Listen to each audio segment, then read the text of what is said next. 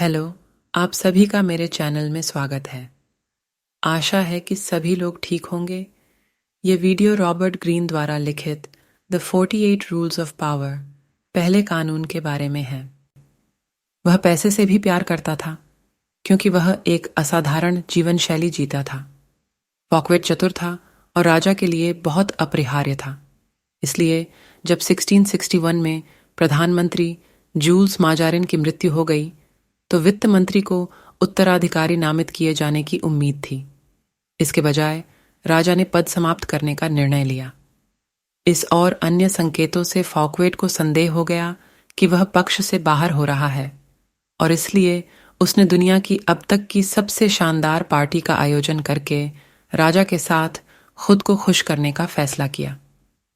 Party का दिखावटी उद्देश्य फॉकवेट के महल वॉक्सले विकोम्टे के पूरा होने का जश्न मनाना होगा, लेकिन इसका वास्तविक कार्य राजा अतिथि को श्रद्धांजलि देना था। सम्मान यूरोप के सबसे प्रतिभाशाली कुलीन और उस समय के कुछ महानतम दिमाग ला फोंटेन, ला रोशेफॉकॉल्ड, मैडम डी सेविग्ने ने पार्टी में भाग लिया। मोलियरे ने इस अवसर के लिए एक नाटक लिखा जिसमें शाम के समापन पर उन्हें स्वयं प्रदर्शन करना था। पार्टी की शुरुआत एक भव्य 7 कोर्स डिनर के साथ हुई जिसमें ओरिएंट के ऐसे खाद्य पदार्थ शामिल थे जिनका स्वाद फ्रांस में पहले कभी नहीं चखा गया था। साथ ही विशेष रूप से रात के लिए बनाए गए नए व्यंजन भी शामिल थे। भोजन के साथ राजा के सम्मान में फॉकवेट द्वारा नियुक्त संगीत भी शामिल था। रात्रि भोज के बाद शैटो के बगीचों से होते हुए एक सैरगाह थी। वॉक्सले विकोम्टे के मैदान और फव्वारे वर्साय के लिए प्रेरणा बने।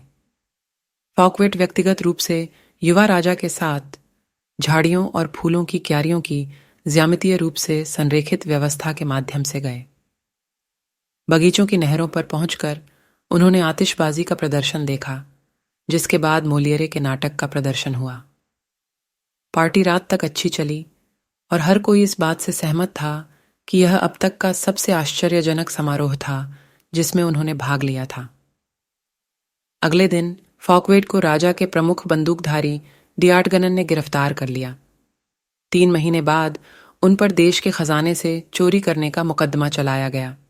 वास्तव में उस पर जो चोरी का आरोप लगाया गया था उसमें से अधिकांश चोरी उसने राजा की ओर से और राजा की अनुमति से की थी।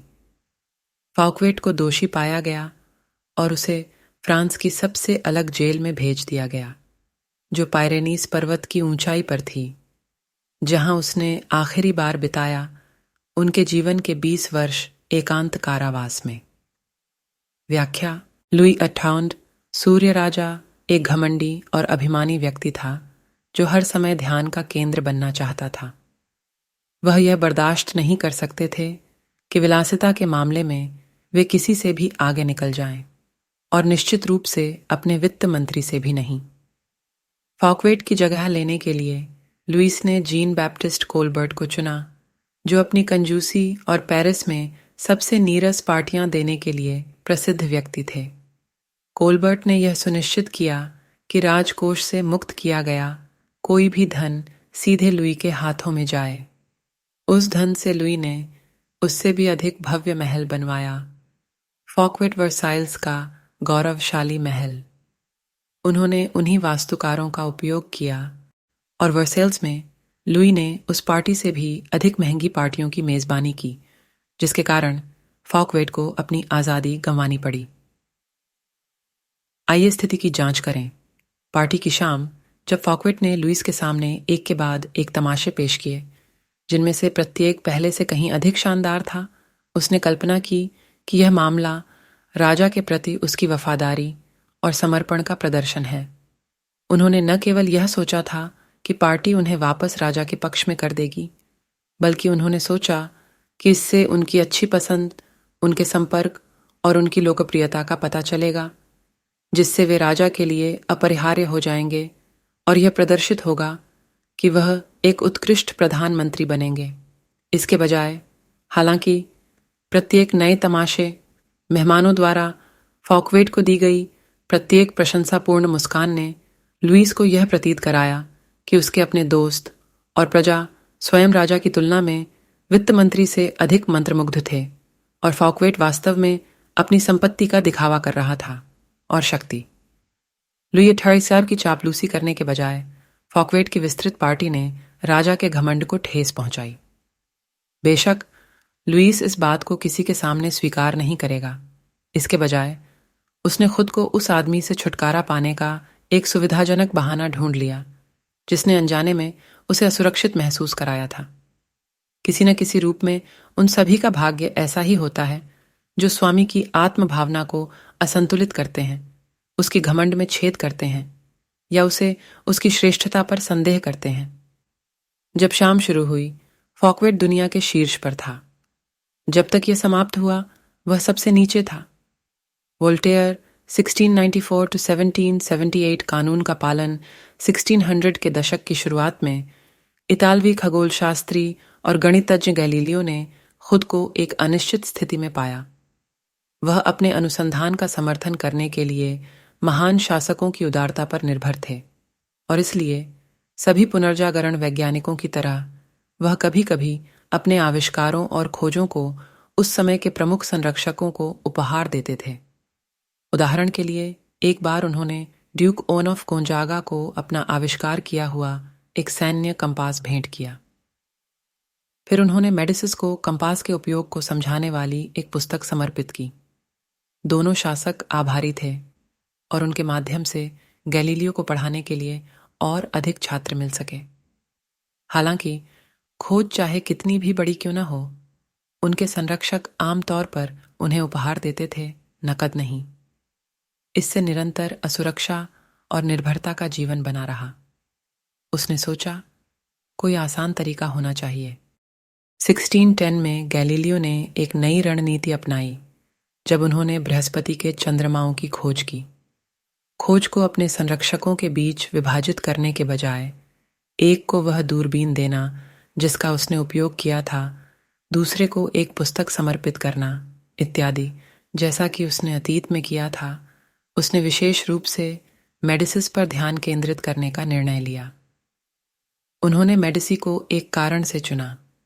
कोसिमो प्रथम द्वारा मेडिसी राजवंश की स्थापना के कुछ ही समय बाद 1540 में उन्होंने देवताओं में सबसे शक्तिशाली बृहस्पति को मेडिसी प्रतीक बनाया, एक ऐसी शक्ति का प्रतीक जो राजनीति और बैंकिंग से परे थी, एक प्राचीन रोम और उसकी दिव्यताओं से जुड़ा हुआ।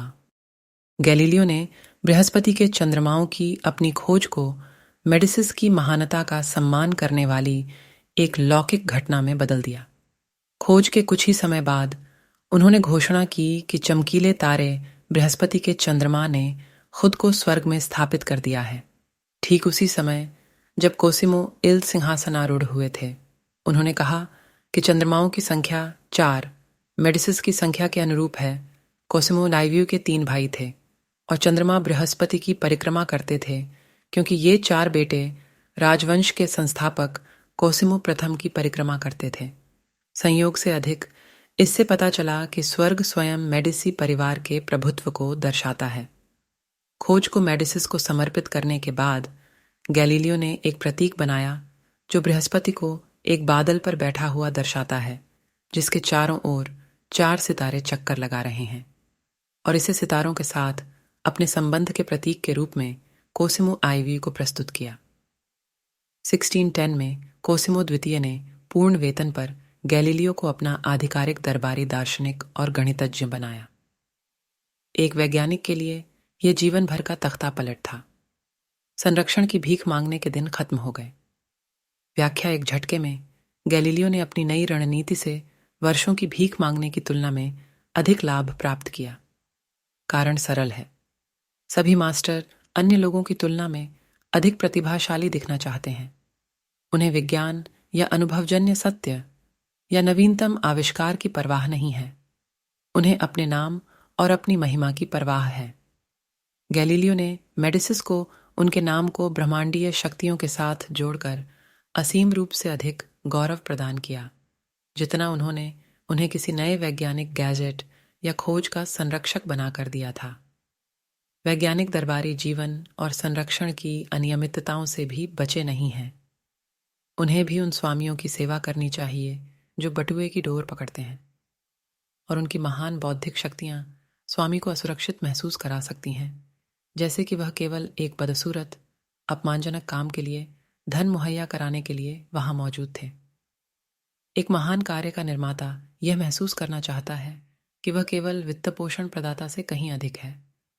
वह रचनात्मक और शक्तिशाली दिखना चाहता है, साथ ही अपने नाम पर उत्पादित कार्य से अधिक महत्वपूर्ण दिखना चाहता है। असुरक्षा के बजाय आपको उसे महिमा देनी चाहिए।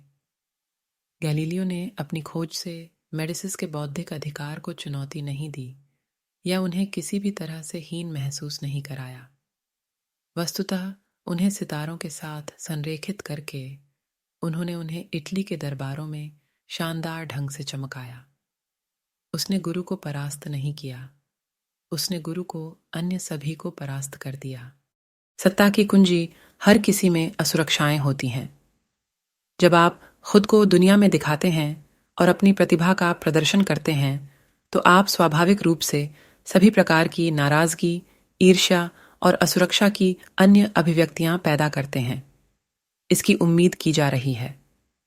आप अपना जीवन दूसरों की क्षुद्र भावनाओं के बारे में चिंता करते हुए नहीं बिता सकते। हालांकि अपने से ऊपर के लोगों के साथ आपको एक अलग दृष्टिकोण अपनाना चाहिए। जब सत्ता की बात आती है, तो अपने मालिक को पछाड़ना शायद सभी में से सबसे खराब गलती है। अपने आप को यह सोचकर मूर्ख मत बनाइए कि लुई 28 शाह और मेडिसिस के दिनों से जीवन बहुत बदल गया है। जो लोग जीवन में उच्च स्थान प्राप्त करते हैं, वे राजाओं और रानियों की तरह होते हैं। वे अपने पदों पर सुरक्षित महसूस करना चाहते हैं और बुद्धिमत्ता, बुद्धि और आकर्षण में अपने आसपास के लोगों से श्रेष्ठ महसूस करना चाहते हैं।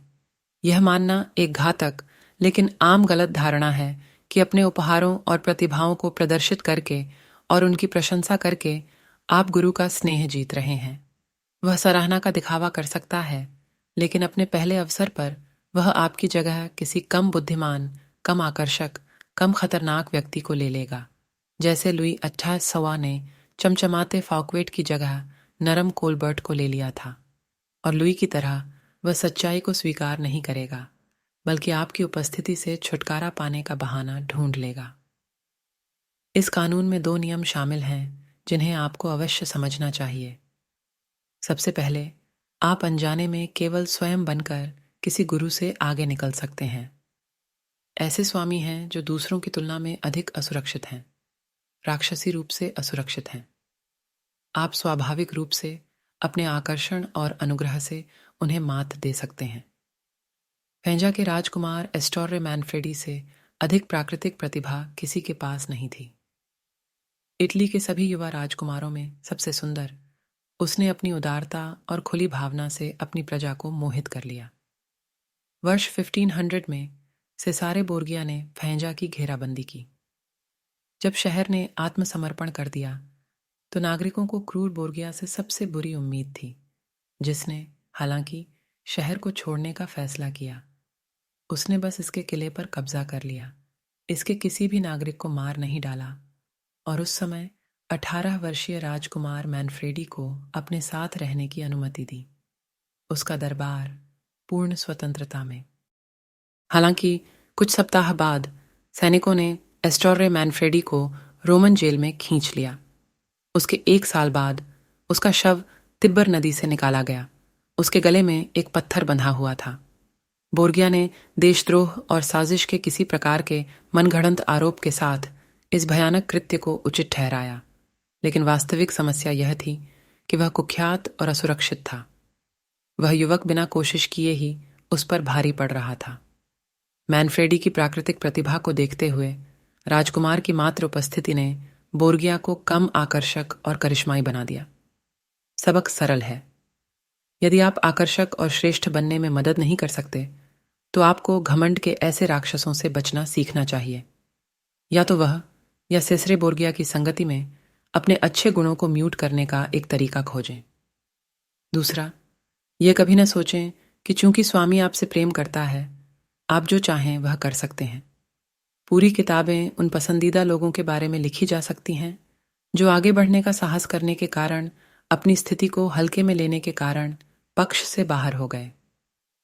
16वीं शताब्दी के अंत में जापान में सम्राट हिदेयोशी का पसंदीदा सेन नो रिक्यू नामक व्यक्ति था। चाय समारोह का प्रमुख कलाकार, जो कुलीन वर्ग का जुनून बन गया था, वह हिदेयोशी के सबसे भरोसेमंद सलाहकारों में से एक था। महल में उसका अपना अपार्टमेंट था और पूरे जापान में उसका सम्मान किया जाता था। फिर भी 1591 में हिदेयोशी ने उसे गिरफ्तार कर लिया और मौत की सज़ा सुनाई। इसके बजाय रिक्यू ने अपनी जान ले ली। उनके भाग्य में अचानक परिवर्तन का कारण बाद में पता चला। ऐसा लगता है कि पूर्व किसान और बाद में दरबारी पसंदीदा रिक्यू ने एक लकड़ी की मूर्ति बनवाई थी, जिसमें वह सैंडल कुलीनता का प्रतीक पहने हुए और ऊंचे पोज देते हुए दिखाई दे रहे थे। उन्होंने इस मूर्ति को महल के दरवाजों के अंदर सबसे महत्वपूर्ण मंदिर में रखवा दिया था, जहां से राज परिवार अक्सर गुजरता था। हिदेयोशी के लिए इसका मतलब यह था कि रिक्यू को सीमाओं का कोई एहसास नहीं था। यह मानते हुए कि उसके पास सर्वोच्च कुलीनों के समान अधिकार हैं, वह भूल गया था कि उसकी स्थिति सम्राट पर निर्भर थी और उसे विश्वास हो गया था कि उसने इसे अपने दम पर अर्जित किया है। यह उनके अपने महत्व के बारे में एक अक्षम्य गलत आकलन था और इसकी कीमत उन्हें अपनी जान देकर चुकानी पड़ी। निम्नलिखित याद रखें, अपने पद को कभी हल्के में न लें और जो भी उपकार आपको मिले उसे अपने सिर पर हावी न होने दें। अपने स्वामी को मात देने के खतरों को जानकर आप इस कानून को अपने लाभ में बदल सकते हैं। सबसे पहले तुम्हें अपने स्वामी की चापलूसी करनी होगी और उसे खुश करना होगा। प्रकट चापलूसी प्रभावी हो सकती है, लेकिन उसकी अपनी सीमाएं होती हैं। यह बहुत सीधा और स्पष्ट है और अन्य दरबारियों को बुरा लगता है। विवेकपूर्ण चापलूसी कहीं अधिक शक्तिशाली होती है। उदाहरण के लिए, यदि आप अपने स्वामी से अधिक बुद्धिमान हैं तो इसके विपरीत प्रतीत हो, उसे अपने से अधिक बुद्धिमान दिखाएं। भोलापन दिखाओ। ऐसा प्रतीत करें कि आपको उसकी विशेषज्ञता की आवश्यकता है। हानिरहित गलतियां करें जो आपको लंबे समय में नुकसान नहीं पहुंचाएंगी, लेकिन आपको उसकी मदद मांगने का मौका देंगी। मास्टर्स ऐसे अनुरोधों को पसंद करते हैं। एक गुरु जो आपको अपने अनुभव का उपहार नहीं दे सकता, वह बदले में आपके प्रति विद्वेष और दुर्भावना को निर्देशित कर सकता है। यदि आपके विचार आपके गुरु से अधिक रचनात्मक हैं तो उन्हें यथासंभव सार्वजनिक तरीके से प्रस्तुत करें। यह स्पष्ट करें कि आपकी सलाह उनकी सलाह की प्रतिध्वनि मात्र है। यदि आप बुद्धि में अपने गुरु से आगे निकल जाते हैं तो दरबारी विदूषक की भूमिका निभाना ठीक है, लेकिन तुलना करके उसे ठंडा और मूर्ख न बनाएं। यदि आवश्यक हो तो अपने हास्य को कम करें और ऐसे तरीके खोजें जिससे वह मनोरंजन और खुशमिजाज व्यक्ति प्रतीत हो। यदि आप स्वाभाविक रूप से अपने स्वामी की तुलना में अधिक मिलनसार और उदार हैं तो सावधान रहें कि आप वह बादल न बने जो दूसरों से उसकी चमक को अवरुद्ध कर दे। उसे सूर्य के रूप में प्रकट होना चाहिए जिसके चारों ओर प्रत्येक एक घूमता है, शक्ति और प्रतिभा बिखेरता हुआ ध्यान का केंद्र। यदि आप उसका मनोरंजन करने की स्थिति में हैं तो आपके सीमित साधनों का प्रदर्शन आपको उसकी सहानुभूति दिला सकता है। अपनी कृपा और उदारता से उसे प्रभावित करने का कोई भी प्रयास घातक साबित हो सकता है। फॉकवेट से सीखें या कीमत चुकाएं। इन सभी मामलों में अपनी शक्तियों को छिपाना कोई कमजोरी नहीं है, यदि अंततः वे शक्ति की ओर ले जाती हैं। दूसरों को खुद पर हावी होने देने से आप उनकी असुरक्षा का शिकार होने के बजाय नियंत्रण में रहते हैं। यह सब उस दिन काम आएगा जब आप अपनी निम्न स्थिति से ऊपर उठने का निर्णय लेंगे। यदि गैलीलियो की तरह आप अपने स्वामी को दूसरों की नज़रों में और भी अधिक चमका सकते हैं तो आप एक ईश्वरीय उपहार हैं और आपको तुरंत पदोन्नत किया जाएगा। छवि, आकाश में तारे। एक समय में केवल एक ही सूर्य हो सकता है। कभी भी सूर्य के प्रकाश को अस्पष्ट न करें या सूर्य की चमक का मुकाबला न करें, बल्कि आकाश में लुप्त हो जाओ और मास्टर स्टार की तीव्रता को बढ़ाने के तरीके खोजें। प्राधिकारी, गुरु को मात देने से बचें। सारी श्रेष्ठता घृणित है, लेकिन किसी प्रजा की अपने राजकुमार पर श्रेष्ठता न केवल मूर्खतापूर्ण है बल्कि घातक भी है। यह एक सबक है जो आकाश में तारे हमें सिखाते हैं। वे सूर्य से संबंधित हो सकते हैं और उतने ही शानदार, लेकिन वे कभी भी उसकी संगति में दिखाई नहीं देते हैं। बाल्टासर ग्रेसियान 1601 to 1658। उलट आप अपने सामने आने वाले हर व्यक्ति को परेशान करने की चिंता नहीं कर सकते, लेकिन आपको चुनिंदा रूप से क्रूर होना चाहिए। यदि आपका वरिष्ठ टूटता हुआ सितारा है तो उसे मात देने में डरने की कोई बात नहीं है। दयालु मत बनो। तुम्हारे मालिक को शीर्ष पर चढ़ने में ऐसी कोई लापरवाही नहीं थी। उसकी ताकत का आकलन करें। यदि वह कमजोर है तो विवेकपूर्वक उसके पतन की गति तेज करें। महत्वपूर्ण क्षणों में उससे आगे निकलें, उसे आकर्षित करें, उसे मात दें। यदि वह बहुत कमजोर है और गिरने को तैयार है तो प्रकृति को अपना काम करने दें। किसी कमजोर वरिष्ठ को मात देने का जोखिम न उठाएं। यह क्रूर या द्वेषपूर्ण लग सकता है, लेकिन यदि आपका स्वामी अपनी स्थिति पर दृढ़ है, फिर भी आप स्वयं को अधिक सक्षम जानते हैं, तो अपने समय का इंतजार करें और धैर्य रखें। ये चीज़ों का स्वाभाविक क्रम है कि शक्ति अंततः क्षीण और कमजोर हो जाती है।